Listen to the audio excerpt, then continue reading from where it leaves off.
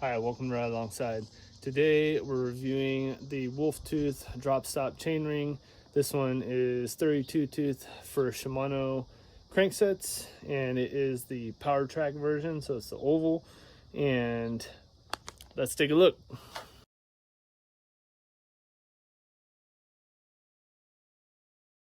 Alright, so I wanted to show you some of the machining marks that are still on this Wolf Tooth drop stop chainring. There's the serial number, and it's a very high quality piece of aluminum. So after I took this out of the packaging, I just thought I should give you guys a shot of how nice it looks out of the package and how all the teeth look. And this is made in the USA, PowerTrac drop stop A, and it's a Shimano 32 tooth. So that's how it looks on the Dior XT crankset, which I'm going to install now. All right, so it's been about 400 miles since I first unboxed this Wolf Tooth PowerTrac drop stop A BST SHDM 32T chainring. It's made in the USA, US patent, and I've run an oval chainring before, but this one is my favorite so far. So the other one I ran was an absolute black oval chainring, and there's the I guess that's the serial number perhaps. But the absolute black chainring, it looked a little bit cooler to me. I liked the design of it, and knew the rep, and it's very high quality chainring. The thing about this one that's different, first of all, it's made in the USA. The absolute black ones, I believe, are made in Europe. I want to say it's in Poland, perhaps, but I forget exactly which country. This one is a version that goes on the Shimano direct mount system, and it is a 32 tooth, obviously. It says it right there. But it's machined. It's very highly precision, high value feel to it. I don't know if you can pick up all the machining that you can see on it, but it's got this kind of 5-spoke, or actually 10-spoke design to it. I like it. I like the weight of it, and I like how it mounts up. The machining is very precise for the Shimano crank. I'll show you that in just a minute. But initially, my thoughts on this chainring were, what it felt like is what most of you are going to want to know about an oval chainring like this.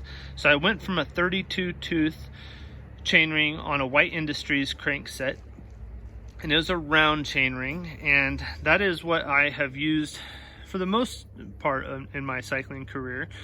But the difference between that 32 tooth and this one is that this one felt like it was maybe missing a tooth compared to that one. That's the best way I can explain it. And it felt smoother in my pedal stroke. So I had them both set up as a single speed setup, and I've been running this one for just about 400 miles as a single speed. And I had been running that White Industries round 32 tooth on a single speed as well. Everything was the same chain, same cog, everything else was the same except the crankset and the chainring.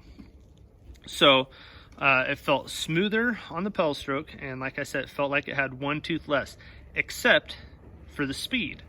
The speed remained about the same, but it felt like I had about one tooth less on the climbing. On the first ride I think I did 25 miles and about 3,000 feet of climbing, something like that. So a significant ride on the single speed, and it felt great. So after 400 miles, you can see on the outside here, it really doesn't look like there's a whole lot of wear on it. Some of the shininess is the glare from the sun. So trying to give you all the angles. You can see on this tooth, there's a little bit of wear right at that ridge where it goes down from the wider part to the narrower part. And on the back, you can see those narrower teeth. There is a little bit more wear, but nothing significant.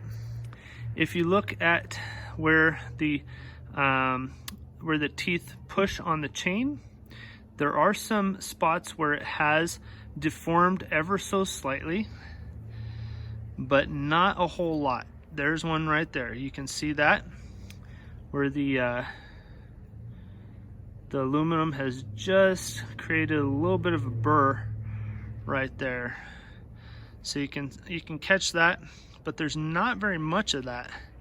And after 400 miles of mashing on the pedals, single speed, I'm pretty impressed. That is pretty good wear for 400 miles of riding. So I'll show you how this mounts up to the XT crankset. So you can see on the crankset here, there is a bigger tooth, bigger spline, and that matches up to this one right here. So you can't put this on wrong. I mean, you could put it on backwards, but that's about it. So what you do is you match that up just like so, and it matches up perfectly. I mean, there's just the tiniest little bit of play in there, but hardly any at all. And there's none when you take this lock ring and you put that on there. Now, the only gripe I have about the Shimano system, I absolutely love it. I think it's genius. It's better than the race face system that I was using in the past. And I didn't ever take the White Industries chainring off, but this is kind of like a cassette lock ring where it's got these little splines on the chainring, and then this lock ring has a little piece of aluminum on it that flexes when you tighten it down. One thing I don't like is that it requires this special tool. Shimano includes that with the XT crankset, so if you buy it, you'll get it and have it. And the other thing I don't like is that they say 35 to 50 Newton meters on here, but I don't have a torque wrench that is actually a wrench. I have a socket wrench, and this is too big, and there's no way to use a socket wrench on it. So my recommendation is to tighten it up nice and snug, but I tightened it really tight. The only reason I took this off was that I heard a little bit creaking and figured it was time to take it off and examine it and shoot this video. So I'm gonna tighten that up with a wrench, but not too tight is my recommendation. So then if I can get that off of there, you can see how it looks on the XT crank arm. And I'm a huge fan, highly recommend this. 2 big thumbs up for the Wolf Tooth PowerTrac Drop Stop A BST SD SHDM 32 tooth made in the USA chainring. Well, I'm Nick from Ride Alongside. Thanks so much for watching. I'll have more videos for you real soon.